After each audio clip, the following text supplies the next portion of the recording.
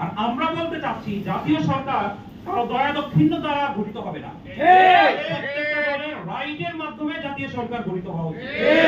এবং এটা তখনই সম্ভব যদি আমরা নির্বাচনটাকে সংখ্যানুপাতিক হারে নিয়ে যেতে পারি।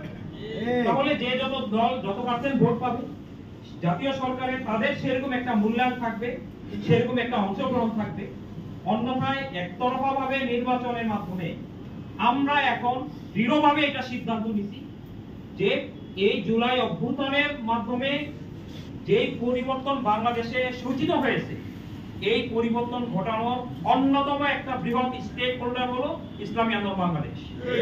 সুতরাং আমরা এত সহজে মাঠ ছাড়বো না ইনশাআল্লাহ।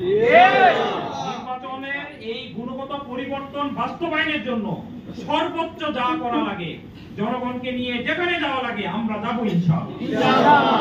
আমরা পরিবর্তনের জন্য যখন মাঠে নেমেছি, পরিবর্তন না ঘটাইয়া আমরা ঘরে ফিরবো না ইনশাআল্লাহ। তো প্রিয় ভাইয়েরা, এই কথা দ্বারা আমি আমার সিলেট 1 আসনের সকল দায়িত্বশীল নেতাকর্মীদের কাছে একটা মেসেজ দিতে চাই। আজকে যদি জুলাই অভ্যুত্থান না হইতো, যদি জুলাই অভ্যুত্থান যদি ব্যর্থ হয়ে যেত, আপনারা কি চিন্তা করতে পারেন যে আপনারা কে কোথায় থাকতেন? আয়না ঘর কার জন্য থাকতো না? কেউ কেউ আড়ালো হয়ে যেতেন, খুন গুম হয়ে যেত। কি সম্ভাবনা ছিল না?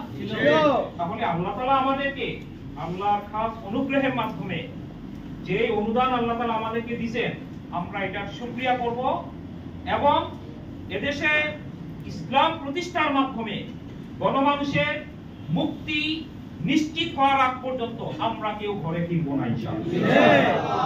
সেই আহ্বান আমি আপনাদের সামনে রেখে আজকের এই মতামত অনুষ্ঠানে থেকে আমরা